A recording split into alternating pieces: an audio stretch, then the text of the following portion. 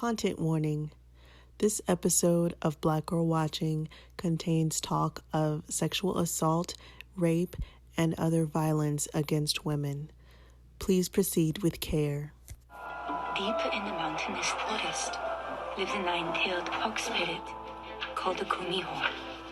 The spirit can be summoned into the form of a beautiful woman to avenge the wrong done by men. Welcome back to Black Girl Watching, where we break down your favorite films and TV shows. I'm Brooke Obie, film critic, writer, editor, and screenwriter. And I'm Britni Danielle, a writer, editor, and cultural critic who loves watching and reading Black art. And today we're super excited to talk about Lovecraft Country, episode 6, Meet Me in Daegu. Yes, and so if you want to join along on this conversation, definitely use the hashtag Black Girl Watching on Instagram and on Twitter. And you can also tweet us at BLKGRL Watching to share your thoughts, ask your questions, let us know your theories, all of that stuff. We want to hear from you. Definitely hit us up on blackgirlwatching.com as well. We'd love to hear from you. Y'all, we have a very special guest with us today. We have Ju-Hyun Park, who is a poet and essayist who wrote the definitive analysis of Bong Joon-ho's Oscar-winning movie Parasite. Ji-Hyun's essay, Reading Colonialism in Parasite, on tropicsofmeta.com, analyzes Parasite in the context of the history of American colonialism in South Korea and South Korea's neoliberal and neocolonial present. I've been a huge fan ever since I read this piece, and when I saw Lovecraft Country episode 6 and how it implicates American militarism and colonialism in South Korea, somewhat like Parasite does, we're going to discuss whether or not the episode goes far enough in that portrayal. But because of Ji-Hyun's expertise and the depth of analysis and historical context that they provided in this essay, I really was so curious to know what they thought about this episode and what this episode is trying to tell us. So we're so excited to have them here with us and to have this talk about episode 6 with them. Thank you so much for being here. Welcome to Black Girl Watching, Ju-Hyun. Hi, thanks so much. I'm so happy to be here. Thank you for having us. And as every episode, we are diving deep into episode 6. So if you have not seen episode 6, or the other episodes before it, pause this podcast, watch the show, and then come back because we are talking about every single detail. Spoilers are on the way. Yep. So let's get into it. What were your first reactions? What did you think when you saw episode 6? Well, when I sat down to watch it, I had pretty freshly watched episode 5, pretty mortified by what I had seen. I guess I was kind of in a place where I felt like the show that seemed really promising at the pilot was starting to fall apart pretty quickly. So I can't say my expectations were too high. I was kind of feeling like when I saw the title card, Meet Me in Daegu, I was like, all right, this is going to be probably about, Tik's background in Korea. I was very prepared for a train wreck just because any kind of film or shows that talk about Korea, especially the Korean War, are very few and far between. And usually what's out there is not great. By the end of the episode, I wasn't disappointed in my expectations. I kind of felt it felt a little contradictory. On the one hand, the entire thing was in Korean, which was not something that I don't think I've ever seen on HBO or a major American network in the past. It seemed fairly decently researched in terms of their effort to make their characters seem believable, and also true to the historical record to a certain degree. I felt like there were a lot of topics that were broached that I just didn't expect at all. Even talking about the kind of depths of anti-communist violence that were going through South Korean society at that time was just not something that I expected to see on the screen, period. That said, I feel like this is a show that in general, I think needed another year of planning and preparation in some ways. And so, the parts of the show that feel undercooked in general, that kind of came up for me in this episode as well. And I think it's definitely really interesting to think about it and talk about it because it does bring so much new in terms of talking about Korea in US TV, but also doesn't necessarily stick every single landing that it attempts, I would say. And we definitely have to shout out Kevin Lau, who's the co-writer of this episode. I'm sure he had quite a bit to do with the research that went into bringing Daegu to life as well. Britni, what did you think of this episode? I enjoyed the episode, but I was really not confused, but it just felt like a departure from the journey that we were on. And I know that they're probably or hopefully going to tie things up by the end of the season, but it just felt like, okay, I know we have been here talking about that this episode or this series is an anthology, but I don't think that that's what they intended it to be. And I know it's a little bit maybe unfair to compare it to Watchmen, which is another HBO series that's also dealing with a war in Asia. In the sense of Watchmen, it's the Vietnam War. In the sense of Lovecraft, it's the Korean War. But it just felt... I was thrown for a little bit of a loop, and I was here for it because I'm not opposed to having to deal with subtitles because I watch a lot of foreign films and shows anyway. But in terms of this show, it felt like we were going somewhere and then somebody grabbed the wheel and we detoured somewhere else. So we're not going where I personally think we should be going, which is telling this story in a cohesive way that makes sense. I think there is a way to incorporate all of these elements. I really appreciated taking this side trip to Korea. It really highlighted the fact that I don't know anything about the Korean War, actually. Like, I know zero things. We hear about other wars here in America, and I don't spend my time trying to research America's exploits via war because I'm Black and their war on us is enough for me. But it kind of indicted me to the fact that, oh, look, you need to learn more about what we did in Korea. You need to learn more about what we've done throughout the war. And that's what this episode did to me more than anything that popped up narratively or more than anything that popped up on the screen. It was like, oh, look, you need to go back and research the Korean War and what that was all about and why we got into it, who were the players, what was the purpose, and that's where I'm at right now. I do think that it is an indictment, definitely on America, but also like on all of us, because it might be easy to be like, oh, well, we're Black and we don't really feel American either. But Tick and some other soldiers that were there in Korea were also Black and they also enacted violence. So we do play a role in this. So it is actually, it is our responsibility. So I think if that's something that comes out of this episode, I think that's probably a really good thing that we start educating ourselves on our own complicity and how that has impacted people, around the world. And I think it's interesting that you mentioned Watchmen too, because, and I know people have been comparing these two shows from the beginning and which one was better. And at first it was Lovecraft is way better than Watchmen. And then now that's kind of starting to falter. But you know what? I'm still riding with Lovecraft on this one because at least Lovecraft is not told from the lens of the colonizers. You know what I'm saying? Like, Sister Night was a police officer. Like, she was, a part of this American imperialist system, and she didn't see any problem with it at all. Like, I'm not convinced that even at the end of this series, she was like, oh, this is our problem, So her and her, like that weird romance that she had with the imperialist god, it was super problematic for me. So I actually really appreciated being in Korea. I love these subtitles. Like, yes, Misha, make me read. I love foreign films too. So I don't know. I think ever since episode 3, which was the haunted house episode, we had the Indiana Jones episode, and then we had the body horror episode. I like the idea of trying out all these different genres in one show.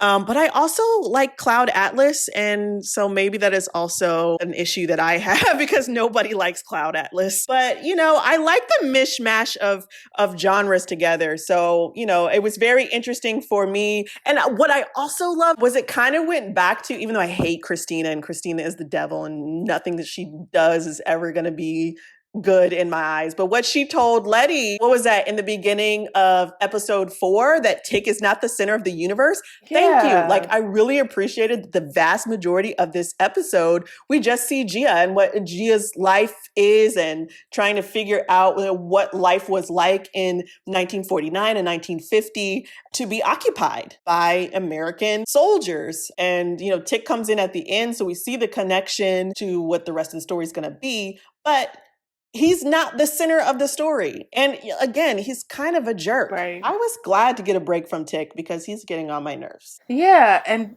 for Tick, I think he has this hero complex that's pretty obvious throughout the series. I think he is annoying in the fact that he's trying to do the right thing. He's trying to save his people being his family and the people that he care about, not Black people in general. But one of the things I was blown back about is that Tick volunteered to be in the service. And so again, sorry for my lack of US history. I'm under the impression that people just were drafted. Okay?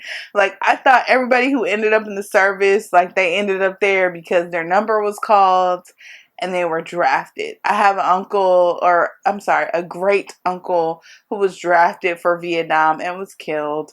And so, in my mind, everybody who ends up, particularly Black folks, who end up in the armed services in that particular era, from whenever we were allowed to enlist, probably clear through the 70s, were drafted for this service. And to learn that Tick volunteered made me feel some type of way about him. His dad, who he has this super contentious relationship with, is so against it, so he volunteers. But bruh, why would you volunteer for this? That makes me feel some type of way about Tick. I can't. The shoulders will not distract me from him volunteering, right? to kill people in other countries. I'm sorry. Great shoulders, great cheekbones. It's true. I think that was an interesting detail. If I remember correctly, in that scene, there was another soldier saying that he had been drafted, who I think was an Asian American soldier.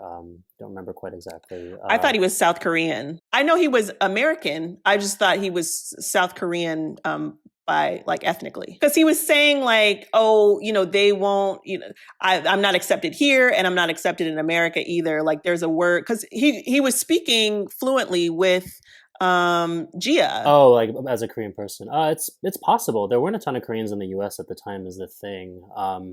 But Brittany, the point you raised around enlistment versus being drafted, what I do know is that the Vietnam War was really the situation where I think the draft kind of escalated to a degree that it hadn't quite in Korea. I mean, the US definitely deployed tens of thousands of people to go fight in Korea, and a good number of them were drafted, but it also was kind of riding the wave of post World War II, and tons of men had already been drafted, already enlisted. A lot of those men were not required to serve again, but definitely there were re-enlistments. There was kind of a military culture of this entire generation of men, and if you were 5-10 years younger than the soldiers that fought in World War II, then this was your opportunity. So I think for the Korean War, at least, there was definitely draft elements going on, but also a lot of enlistment, because it was kind of seen as I said, the your opportunity, your generation's chance to get out there and partake in the glory, and also be part of some great historic struggles. So right. And so the relationship between Tick and this other soldier that was drafted, I thought was really interesting too, their friendship, because it also reminded me of Watchmen in the sense that that is what should have happened. Like there should have been a camaraderie. There should have been a joint struggle between Sister Night and Lady True. They should have combined their interests. You know, they should have been fighting the imperialist Americans together, you know, and that was a huge missed opportunity, I thought, from Watchmen. I just thought that was just like, you know, how did we make Lady True the bad person here? How did she become the villain, you know, that needs to be destroyed at all? Like, it just didn't make any sense to me. Like, that really didn't sit well with me. And so I think by bringing and focusing in South Korea and focusing on Ji-Hyun and seeing the thread of Ji-Hyun's character throughout the episodes, even if, you know, this is the most that we have seen of Ji-Hyun since the beginning, I am hoping that there is some space for some solidarity here. So as, you know, Tick is focused on taking down the white supremacists, that will have like, you know, a global implication, because I do think that should be the point, you know, especially as he's trying to redeem himself for the horrible things that we find out that he did in South Korea in this episode, you know, and I think it's a pretty good message for us, like in the present too. Like, we need to be concerned about global struggle and like how these dots connect and how we can combine our efforts to fight these same enemies as a collective. So again, I'm talk about like how Ji-Hyun, even though we're just now meeting Ji-Hyun, we have actually seen Ji-Hyun and heard Ji-Hyun before in the series, all throughout the series, including the opening scene of the series when he's dreaming on the bus, and he is in the trenches. He's back in Korea. He's fighting enemies that are human and also alien. And there is an alien that descends from the sky out of this UFO, and that's Ji-Hyun. And Ji-Hyun, kind of in the middle of all this chaos, she wraps her arms around Tick and gives him comfort and like love in the middle of all the chaos that's happening around him, as this like the Shoggoth, Lovecraft's monster with all the tentacles tries to attack him, and Jackie Robinson saves him and he wakes up. So I think Misha Green, the showrunner and creator, was telling us that first scene is basically foreshadowing for the whole series. So I do think that kind of comes into play, like as he's in Korea and in this, you know, horrible state of mind and state of being, he has a moment of love with somebody who may not be human, as we're learning about Ji-Hyun. And so then I think in the middle of that first episode too, on the phone, he calls Ji-Hyun. We don't really know why he calls Ji-Hyun. I guess he gets back to Chicago, and it's kind of the first person that he wants to call. So he calls her in South Korea. She knows that it's him without him saying anything, probably because this is the only person that she would know to be calling her from Chicago. And she says, "You went home. You shouldn't have done that." How would she know? There was no caller ID in 1955. Like, how would she know before talking? The operator told her she got a call from Chicago, I would imagine. I don't think she knows so many people in Chicago, because the operator said, "Oh, you want to call South Korea?" Okay. And he was like, "Yeah." I'll give you that. Also, how much was that call? That call was like $500. So we have that phone call. We have that kind of warning. Like, he knows that there's somebody in South Korea who is telling him he should not have come back to Chicago. So we know something bad's going to happen. And then we find out the bad thing that happens. His dad's been kidnapped. They're all kind of stuck in this, in the original lodge of the Order of the Ancient Dawn. And then the Braithwaites put a spell on Tick and George and Letty inside of their individual rooms. And they want to get inside their heads and make them doubt themselves and each other. And so this is the time where Tick has a vision. And the vision is of Ji-Hyun. She's wearing combat clothing and she's trying to kill him. And she's like doing a pretty good job. She like stabs him a bunch. And he at first says, "I don't want to hurt you.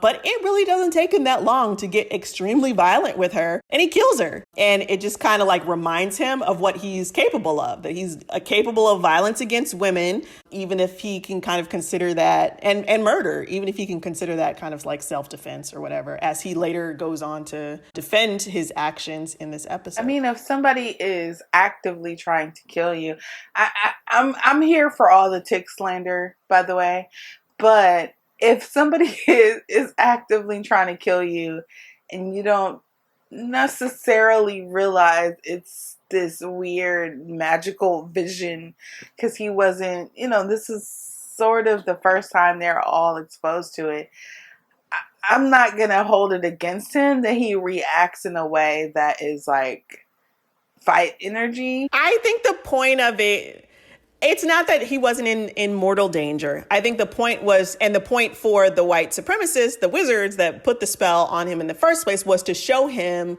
what he's capable of. And that's what he's been ashamed of. And that's kind of the shame that he's been carrying. And he talks about this a lot in episode 5, when he's having the conversation with Letty about how he was in love with this woman. Her name was Gia, but it, quote, ended in a strange way. And I think that is a really interesting way to put that. But anyway, he was saying that he didn't know if what he had with Gia was love. And then at the end of episode 5, he decodes some of the language of Adam and it says die.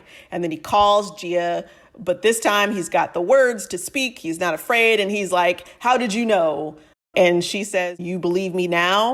And he repeats, how did you know? And she said, you should have listened to me. And then he says, what are you? And then she hangs up the phone this time. And then episode 6 is all about who and what Gia is. We start off in South Korea and we start off in a movie theater and we meet Gia and she's watching Judy Garland, which, like, relatable, girl. Like, I feel like Judy Garland is the connector of all cultures. Who doesn't love Judy Garland?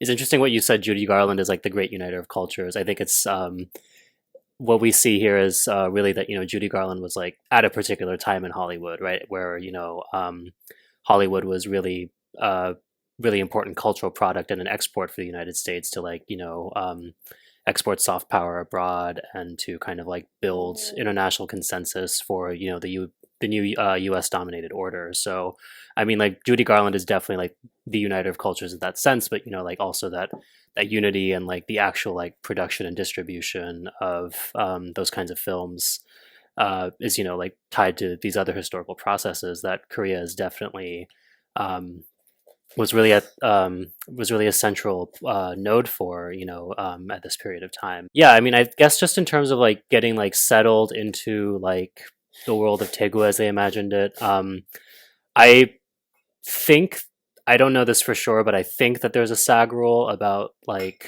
hiring people in union, which I think ends up affecting most U.S.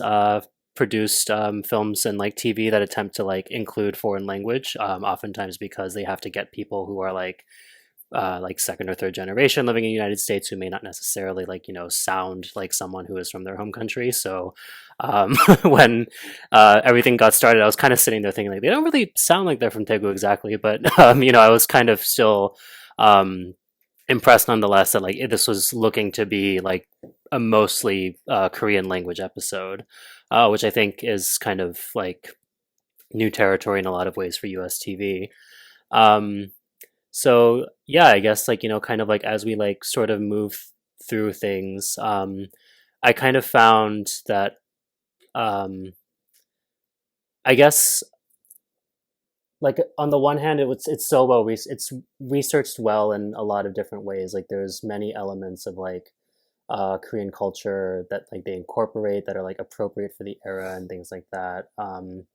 And yet, like I found that, for an episode that's like set during the war, it's very interesting that like the amount of actual war that we see is pretty limited to, like what we see Tik and Gia like particularly being involved with. I'm thinking like that moment where Chia and some of the other nurses are like brought out into the field and, they're interrogated and then 2 of them end up being shot. I think Tik shot one of them. Was it Tick? I Yeah, I closed think my eyes. yeah, I think there was one soldier who shot one person, and I think it was Tick that shot the best friend. Yeah, Tick definitely murdered Janah's best friend. The woman that we see previously talking about being a communist. Like, again, I felt so uneducated because I'm like, I don't even know what the Korean War was about. And Well, North Korea was allied with the Soviet Union and there were communists, and the United States was trying to contain communism, and so occupied South Korea to prevent North Korea and the Soviet Union from yeah, having... I have that part, but I know it, I think as Americans, and I don't even identify, it's so funny. I don't even identify as an American. I'm Black. And so I guess if somebody pushed me, I'm a Black American, but like, whatever. As an American, I don't think a lot of us know what all of these wars and conflicts are really about. And because we lost. We lost that one. We're always talking about World War II because that's when the United States became a superpower. So, we don't learn about... I know that, South Korea is a country. I know that North Korea is a country. I know that there is this conflict between the two countries that used to be one country. And I know that there are people who want them to be reunited into one country. So like this episode of Lovecraft is forcing me to use my fingers to Google like about the history of Korea as a whole, the Korean, I guess, diaspora, the Korean diaspora, like how these two countries became two separate countries, even though they were one country, and how other Asian countries have colonized them in the past, and how America is doing similarly suited things in the present. And so, because we're set in 49 and 50, we can't really get into all of the things, but I wish they would have done a little bit more about those things, if that makes sense. I feel like if they were to do that, then we'd have to see more of Tick and less of Gia. We only kind of see the after effects of war, but also, I think before the Americans come and storm the streets and shut down the movie theater and all those kinds of things, we do see that Gia works in this hospital that's run by the Japanese. You see the Japanese flag. So what did you think about that? Like, and she, her first victim, because we haven't even really talked about who Gia is or what Gia is, but her first victim is a Japanese man that she meets at this bar that her mother has instructed that she bring home, and apparently she's brought home several men to the house to be her victim based on what the Japanese did to Korean women. Yeah. Well, that moment where we find out the hospital is Japanese run is pretty consistent with what was going on in South Korea at the time in 1949. So in 1945, when Japan was defeated in World War II, they had basically gave up Korea, and Korea had been annexed to become a part of Japan in 1910, and like had a really brutal colonial experience during that period. And after Japan was defeated, Koreans moved to try to organize their own self-governing institutions. There was a Korean People's Republic, which was founded, which was basically constituted of different people's assemblies. And what ended up happening was that, within a few weeks, the U.S. military came in and they basically established their own government, let the popularly organized government know that like they were no longer in power. And one of the first things that General Hodge, who was leading the U.S. occupation, did was to basically invite back all of the Japanese colonial administrators, basically arguing that, he couldn't run the country without them. So, like that's could be like some connection to, that actual historical dynamic. And I think I did think that that was pretty interesting. And the choice of Daegu as a city in general is also interesting because Daegu was actually where one of the first uprisings against the U.S. military took place in 1946. There was an incident where I believe 3 students were killed by police, and then there was like a big police crackdown. But then there was also a counterattack led by working class organizers, where they actually ended up killing, I think, like close to 40 police officers just in these street battles and things like that. So I think the thing to understand is that, Korea 1945 to 1950 was a very contested place, South Korea especially. Um, and was a place where, US military power, the old colonial administration, and like kind of more bourgeois conservative South Koreans were sort of like uniting forces to basically crack down on the country and establish a pro-capitalist, pro-US government, which by 1949 had been accomplished. So that's kind of the context that we're getting all of this in. I do have some thoughts on like the way the kumiho-ness of Chia was brought out, but I feel like we're kind of like a little bit on a history kick here, and I feel like there've been lots of questions about what kind of information may be pertinent to better understanding the episode. So I'm happy to like go for either of those. Yeah, I mean everything. Let's go for everything. I do definitely want to get into the Kumeho-ness of this as well. But yeah, like this historical context I think is really important, particularly the fact that you're saying this is a revolutionary, space in history, and Gia's actions can be seen as revolutionary as well as anti, imperialist in the targeting of her victims. So yeah. All right, yeah. Well, what I was gonna say earlier about that particular scene where Tick is involved in the execution of the 2 nurses, that's pretty consistent with what was going on throughout Korea at the time. Like by this point, like this is 1950, the war has started, right? By this point in time, there have been at least 3 major uprisings in South Korea against the U.S. military or against the newly installed Republic of Korea government, which was brought into power by an election in 1948 that was organized basically through the U.S. And the United Nations. And what was really controversial about that election was that it's an election to establish a government, but it's only involving half the country, right? So to many people, it just was not seen as legitimate. And so there were 3 major uprisings that occurred. The most famous of which was in Jeju Island, where tens of thousands of people were killed by the Republic of Korea police, by right-wing paramilitaries who were kind of like the early versions of like the Proud Boys that we see, like kind of patrolling the streets of like the United States today. And also oftentimes with the knowledge and the cooperation of the U.S. military. So what we're seeing in the sense of that like anti-communist purge and like these executions that Tick is part of is actually like something that was a huge dynamic throughout the Korean War. And actually during the first couple years of the Korean War, the South Korean president Lee Shing-man carried out something called the Podol League massacre, where he basically targeted, it's estimated, between 100,000 and 200,000 like political dissidents, communists, but also just like trade unionists, journalists, anyone who basically like pissed him off or like was kind of potentially a political enemy of his, and basically like had these people systematically executed. So so that's kind of what that's hearkening to when Tick and his fellow soldiers execute those 2 nurses, and also in that earlier scene where we see a mob hanging someone that they're accusing of being a communist.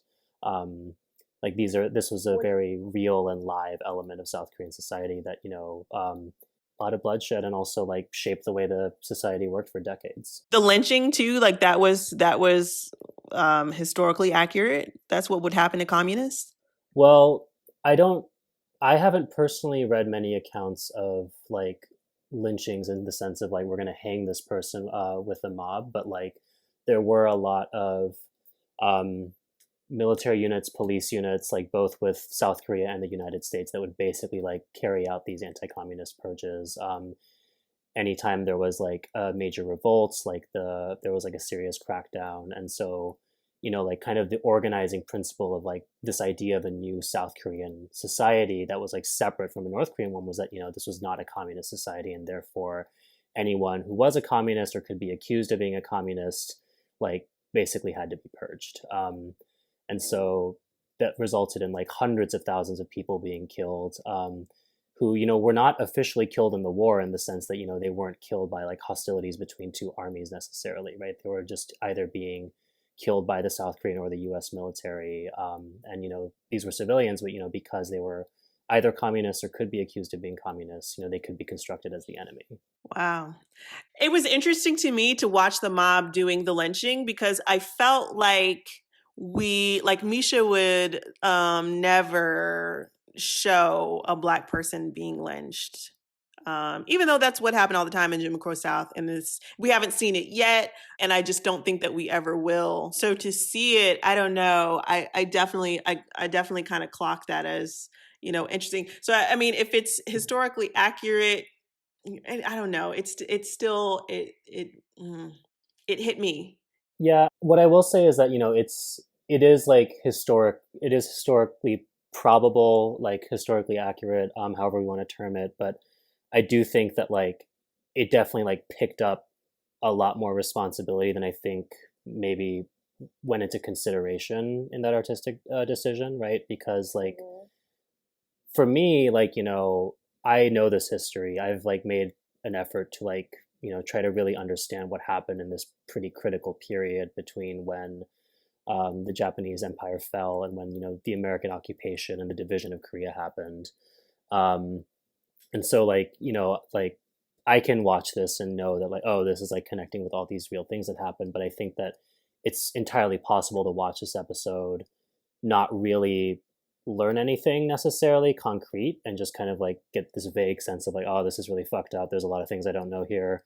But then that may not necessarily lead people towards like actually like understanding or confronting what happened. And I thought that was really interesting for this episode because it reminded me of the review that came out about it in about the first 5 episodes of the show in the New Yorker by Lauren Michelle Jackson, where she said that one of the chief flaws of the show was how expository it is, right? How much it like feels the need to like kind of explain things to you and kind of hold your hand in a way, especially when it comes to history.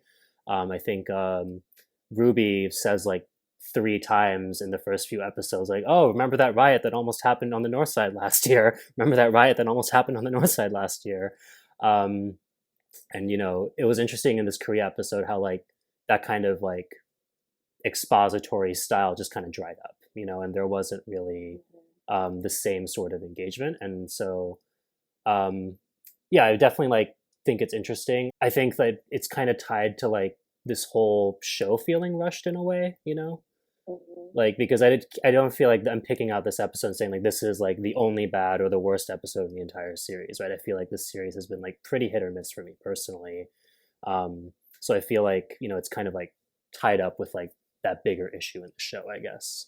I think it's worth noting that the first episode, the pilot, was shot so far in advance of the rest of the series. Like it was shot, I think, back in 2018 or 19. Like it was shot a long time ago, and they were kind of using it as to see if it would get picked up or whatever. So I think between the first episode and the rest of the episodes, there was a lot of time in between, and so that could, I don't know, that could explain some of the pacing and the incongruent episodes. I don't think so. Because it pretty well follows the structure of the book.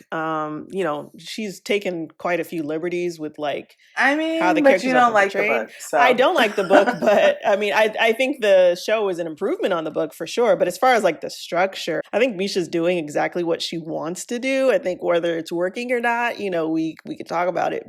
I think we should move into Ji-Hyun and her Kumio-ness. Who she is and what her situation is. Like, she's not a person, but she's also a person. Well, we see the first glimpse of that like right in the beginning, right? So Gia's in the theater. She's watching Judy Garland, the two people that are making out and like want to do more, leave her alone in the theater. And so we think that we see her doing this like singing and dancing number, but that's all kind of just like, it feels like a projection. Like once we get back to her, and actually once we find out what Gia is, like we see like that's like what she would like to do, but her eyes are completely dead. Like they're dead. They're like glossed over. And we kind of see that again as she's like having sex with these different men that she's bringing home at the request of her mother. She's not quite alive. So let's get into the commandness of this of Gia and whether this is done accurately, or what did you think about this? Yeah, so Chia is a kumiho, which is basically like a fox demon. There's kind of different varieties of fox demons stories that you find around East Asia. And so like the kumiho, the idea of a kumiho is basically like this fox demon that often takes the form of a woman and like will kind of use her seductive powers to like find men to prey on and eat. So that's kind of like the concept in like Korean myth and folklore that they're drawing on. I am not an expert on that by any means, but I did note that like they definitely took some liberties with the concept. I think the biggest one is that she doesn't actually turn into a fox at any point, right? Like we never see her in like any kind of fox form. Like she kind of has instead these like furry sort of tentacle things that come out of her face, and then she like her tails. Yeah, her tails. But they don't really look like tails. They just kind of like latch onto her victims and like kind of penetrate them in this like really interesting sort of erotic way. And then she like kind of, I gathered like absorbs their life force and just kind of like devours them or something like that. She sees their entire lives from birth to death, and then she kills them. So we learned from her mother that she has to take, I'm guessing 100. Yeah, it's 100 souls. Like she has to take 100 souls from these men before the mother's actual daughter can come back. And I didn't look up anything about this particular spirit until after I watched the episode. So I was like, what is that fox doing there? But now that you mention it, I think they tried to pay homage to this particular, myth or legend by including the fox toward the end of the episode, when the fox is like in the snow and looking at her like, hey, we are the same. Well, there's another point too. Right when, Tick, she's fallen in love with Tick and decided not to kill him. And her mother is like, oh, he's never going to love you once he finds out what you are. And so she kind of takes a moment to like try to like gently explain what a kumiho is. And so she's reading this mythology to him, and he's not paying her no attention. He's just kissing up on her neck. And he interrupts her. Yeah, she's like, what she reads in this mythology is not, and I definitely don't know, but it's not what I read like online about what a kumiho is and kind of what the purpose of it is. She says in the Lovecraft Country mythology that a kumiho is a nine-tailed fox spirit who enters into beautiful young women to kill men. The purpose is revenge. What did you know about kumihos and like what their purpose is? Is this kind of mythology something that you've kind of heard a lot before? Well, like I said, I'm not an expert by any means on Korean mythology. I definitely heard of kumiho before. I would liken it to like, like if you ask like a random American and say, like, do you know what a centaur is? Like most of them would be like, sure, I've heard of that. But, they probably aren't going to give you like a big dissertation about like the history of centaurs and what they represent or anything. So right. I would say I'm definitely in a similar position. I thought the way that it played out was interesting, not because like I was looking for any kind of accuracy around like representing a kumiho in a particular way. I kind of just see it as like, the show creators are like tapping into this concept, they're going to use it how they're going to use it, right? I guess I was more interested in seeing like how does it fit into the rest of the story. And I guess what I found was that the Kumiho is like it's kind of a femme fatale character, right? So it's a very like kind of sexually threatening concept, right? And I think that's very interesting as a choice.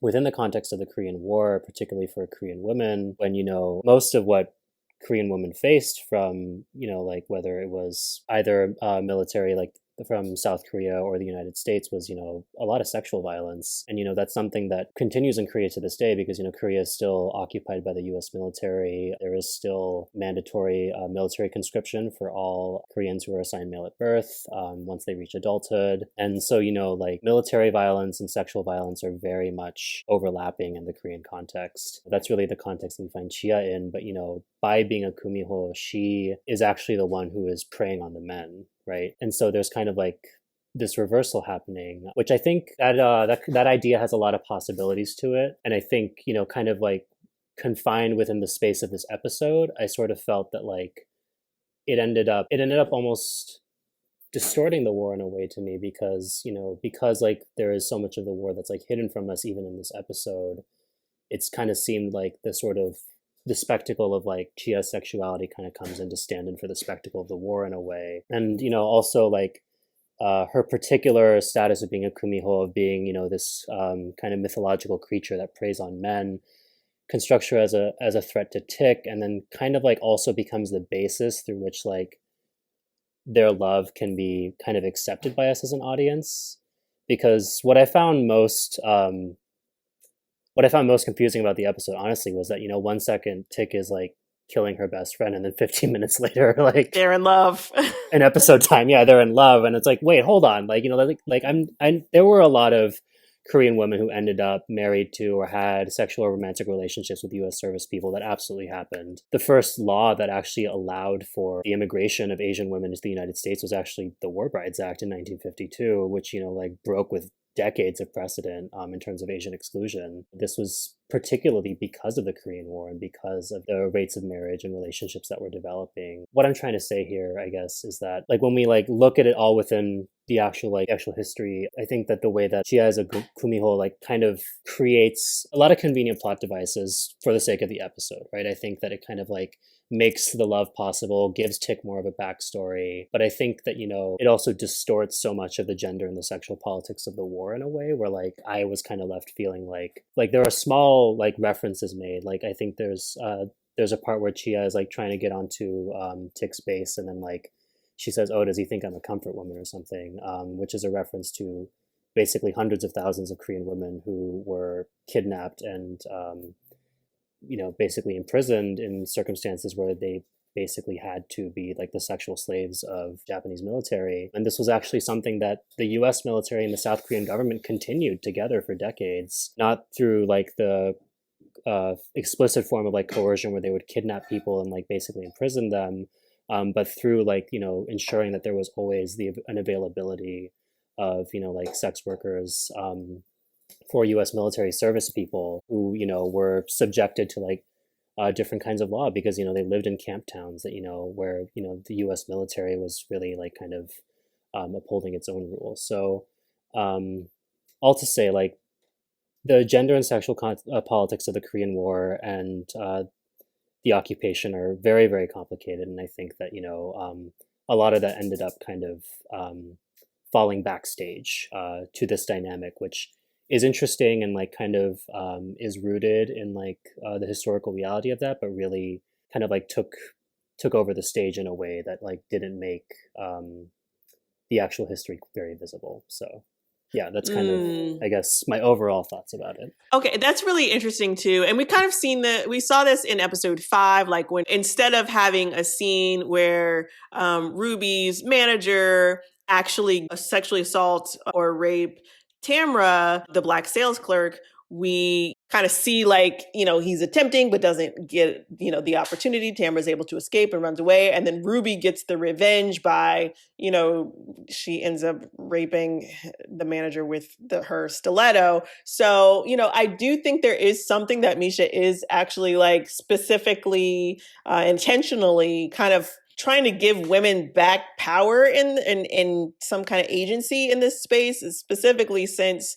the people that the people that she's targeting are the Japanese men and the American men who are causing so much sexual violence against Korean women. There's also the note that because Gia is not this woman's actual daughter, she's sort of I'm guessing like a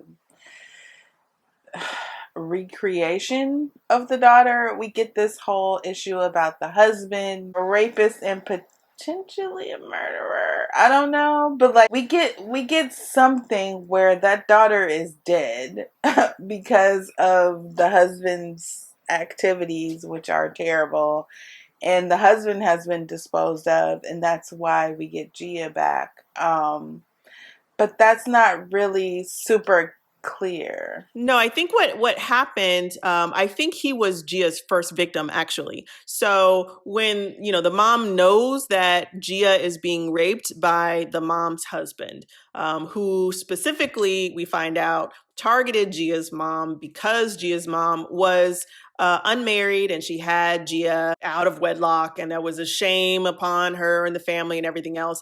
And that he knew that she would be easy, I guess, to manipulate because she didn't want to be, dishonored. And, she wanted some sort of protection for her daughter. But what actually ends up happening is the husband ends up repeatedly, over a period of time, I guess, raping the daughter. And the mom goes to the woman in the woods. Oh, the mudang? Yes.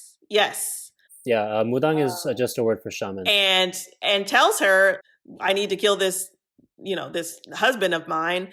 And she essentially said there's going to be a price. And the price ended up being, I'm going to bring a Kumeho spirit and put it inside your daughter. So the daughter dies at that point, I guess, because the Kumeho spirit is, inside the daughter. And supposedly once she kills 100 men, then she'll return to being the daughter again. But we don't actually know if that is the case, or because she never actually killed.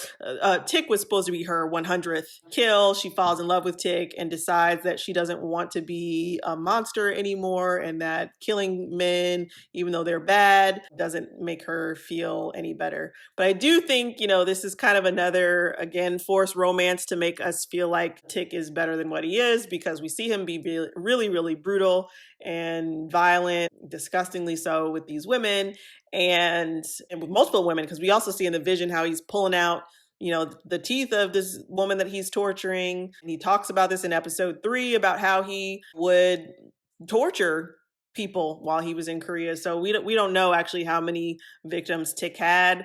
But I think if this woman is able to forgive him for murdering her best friend and see the good in him, then like we as the audience are supposed to be able to do that too. So she decides she's not going to kill Tick.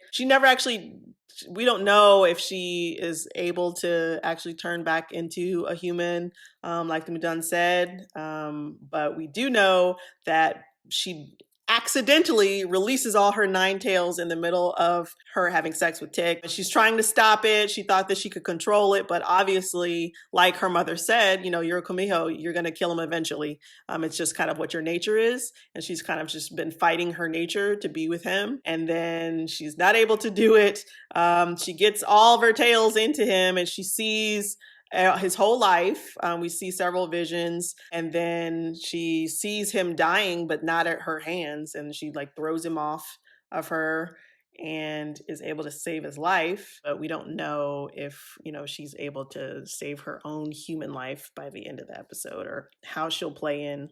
But she obviously does have a role to play coming up further, in the episodes. Yeah, I don't think it's clear that Jenna is the actual woman's daughter. I know how I read it was that this woman's daughter died from whatever happened with the woman's with Jinha's mom's husband, and that she made this deal with the shaman woman to kind of bring her back to life, and that she would fully be brought back to life after these 100 souls. So I think that part of it, for me at least, is a little bit more murky. sure, she has to get these 100 souls, and then I'm like, why didn't she just claim another soul? Even though, even though she was with Tick, like she could have just pulled one from the side. But that's just me. Like, I feel like she just kind of made a decision, like, I don't want to be, this is monstrous, like murdering people and having their, absorbing their souls and living with their memories inside of me. Cause she had all the memories of her mother's husband. And, you know, she had his favorite meal was like anchovies and like all these things floating around inside her. She had 99 different, I mean, it's hard enough to live with one man. You measure 99 inside of you is too much. She was over it. So I think it's like a lot of things in Lovecraft is not completely clear about what exactly is happening. It leaves a lot to our, interpretation and hoping that we can figure it out. I think you kind of hit the nail on the head when you said the romance felt a bit forced and kind of like, something to make Tick seem like a little bit better than he was. I think that, like the show has faltered a lot with like developing believable relationships. But I think that it was really interesting in this episode because I think that, we see Tick do these really horrible things. And like you said, we also see that, he's in his visions, like when Chia's tails / tentacles like go into him, that, in his visions, he's like, in his memories, he's like been torturing other women and things like that. And I think, like in a way, like the gravity of what Tick has done is just never like actually given like room to breathe and like room to really land. And I think part of that is because it gets wrapped up in kind of this this romance aspect of it, which, again, like, places Chia as, the one who is in the predatory position when that's actually like entirely contradictory to, like what Korean women actually, what circumstances they were actually in vis-a-vis US servicemen and still are, right?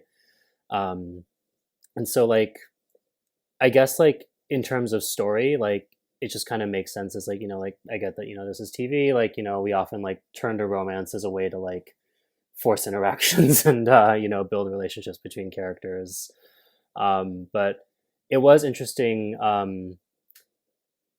in that, like, I think that there is like a very long history of, representing colonial situations and then kind of using the institutions of marriage and romance as ways to sort of like redeem both like kind of the objective position of the colonized and the oppressive position of a colonizer. And, I think that, in this context where like so much of the romantic relationship is like colored by the occupation, that,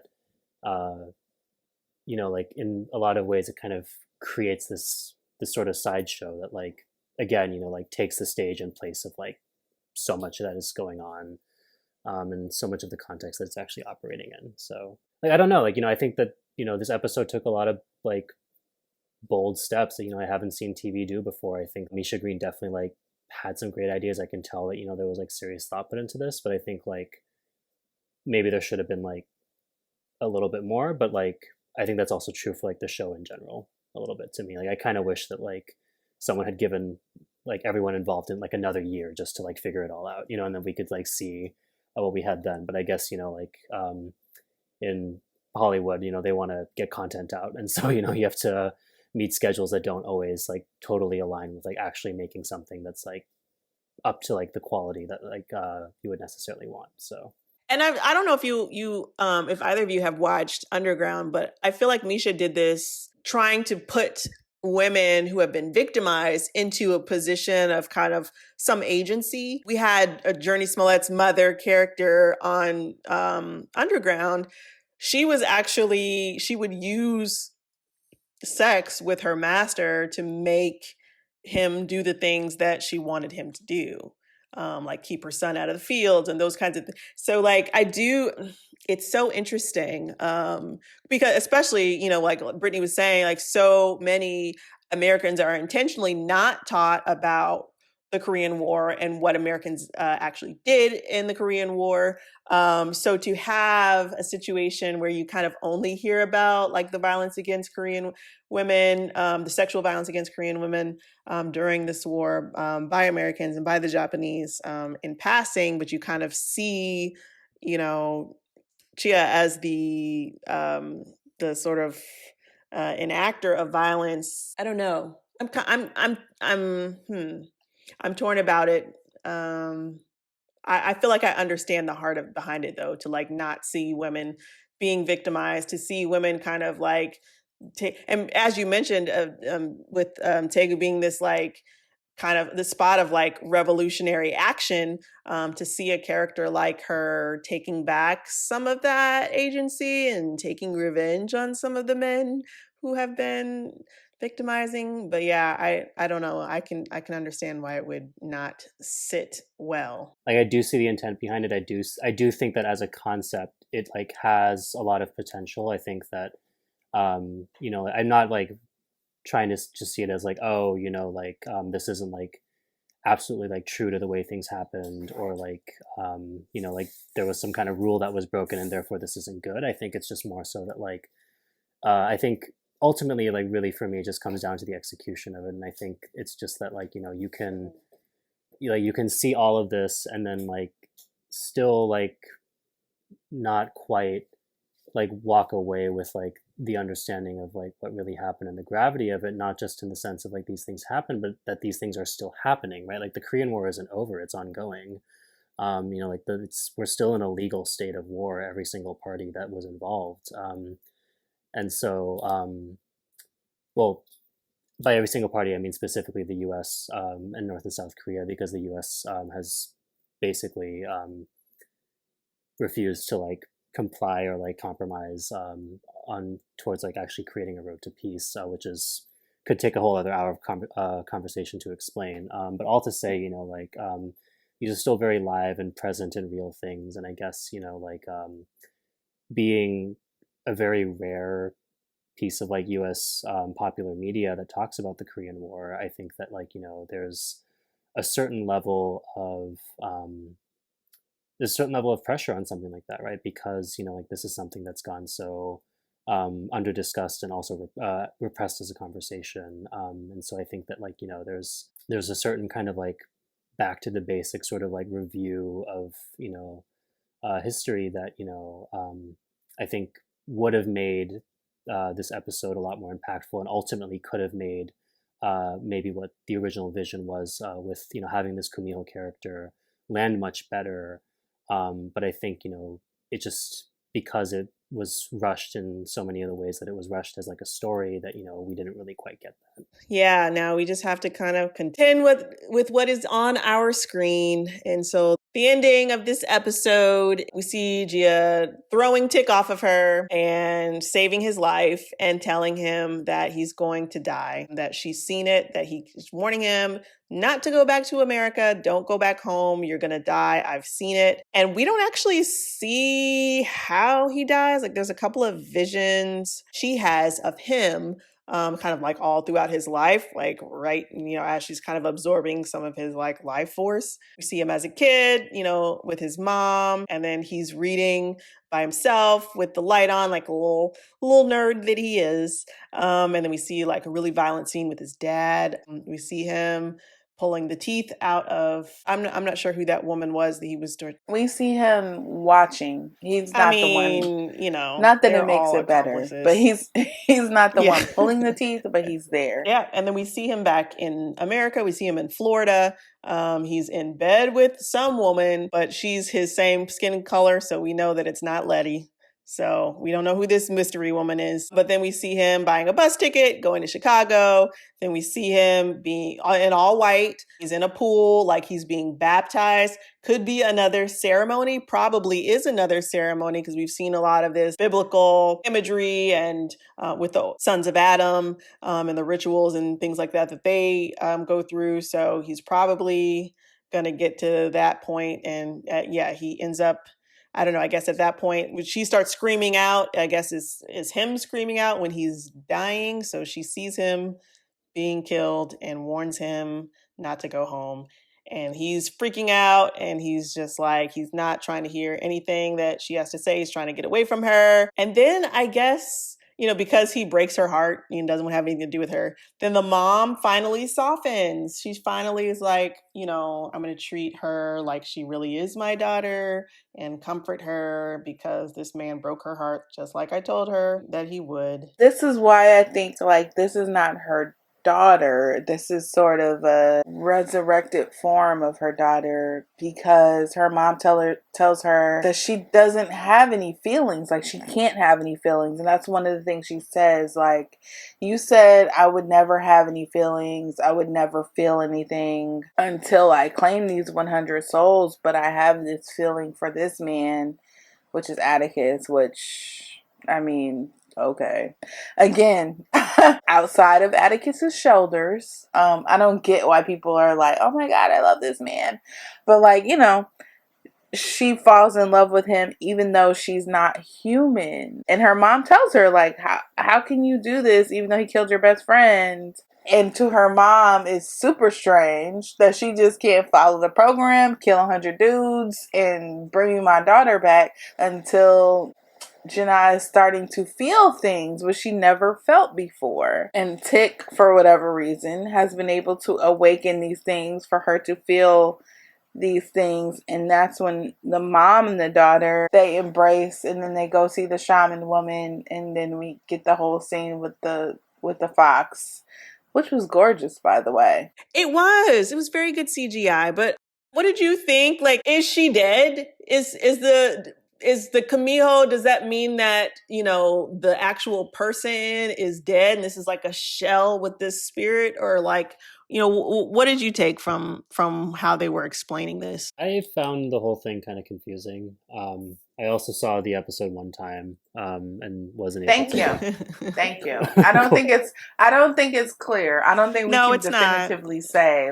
And I think that's what we keep coming back to, right? There's so many things that aren't clear. There's so many things that like are sort of like, why is this the case? And like, from like what is Chia's exact origin story to like, why would she fall in love with Tick? Like, not even just because like Tick as a character is like not super great, but also because like she watched him shoot her best friend like in front of her, right? Yeah. And like, I can't imagine like that being like a realistically and like accepted like character development for anyone, right? Like like, oh, this man killed my best friend, I'm totally gonna fall in love with him now. Right? And so I think that's kind of everything about this episode that's flawed, that I guess kind of that's what it all comes back to. It's these moments of like, I just kind of gotta just call it like lazy writing almost, like of where, like there's just kind of these like leaps and it doesn't quite make sense, or like these moments that aren't really quite earned, and I think that's where the show as a whole falters, and that's where this episode falters for sure. So where do you think that we go from here? I guess we watch the rest of the season, right? I guess we'll just kind of like have to see how it plays out, I get the sense that Chia, this is probably not the last we've seen of her, so she will probably come back again. We'll probably get a little bit more information about like how Kumiho works within this particular world. There will be other opportunities for her character to be fleshed out. I'm sure there'll be lots of other bold ideas. There may be a few other stumbles, but it's gonna be the ride, it seems like. So, yeah. I mean, I know what I don't want to see. I do not want to see Ji-Hyun come back for the purpose of a love triangle. I don't want to see it. I don't want Tick to have options of two women who are clearly more deserving than whatever he is capable of giving. But I do hope that, Gia does come to America and there is some sort of alliance that can happen, and that this, this whole like global allyship like message does actually come across in these final episodes, and that all the marginalized people team up and take down this white supremacist force. I really hope that happens. If that happens, I feel like there's so much about the show that I will be willing to forgive, because I think that that's so important. We need to get back to Hippolyta and Diana. We haven't seen them in a long time. And I'm just like, we know Hippolyta the last time we saw her, she was heading to Lovecraft Country to get answers about George's death. We know, again, from the trailer that she is involved in some time travel. And I just want to see how that all plays out. And if we will like Tick in the end, because right now it's dark and hell is hot, to quote DMX, and I ain't looking too sweet. That is as good a place as any. Your perspective was amazing as usual. We learned so much. Thank you so much for all of our listeners. We will have Ju-Hyun's piece reading Colonialism in Parasite on our website, blackgirlwatching.com. You can also follow them on Twitter at HERMIT_HWARANG.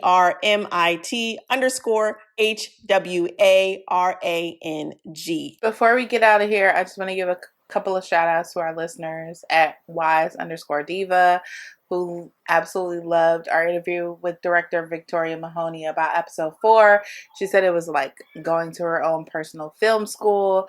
Shout out to Sherilyn, whose husband is jealous of Tick's shoulders. And shout out to everybody who's hit us up on Twitter and Instagram and wherever, and who is listening to our show. If you love Black Girl Watching, please give us a 5-star rating on whatever platform you're listening to, especially Apple. And if you want to throw in a review, say something nice. Please and thank you. All right, we'll catch y'all back here same time next Monday in Lovecraft Country. Have a good one, guys. I'm Britni Danielle. I'm Brooke Obie. And this was Ju-Hyun Park. Black Girl out. Gee, I got something to say.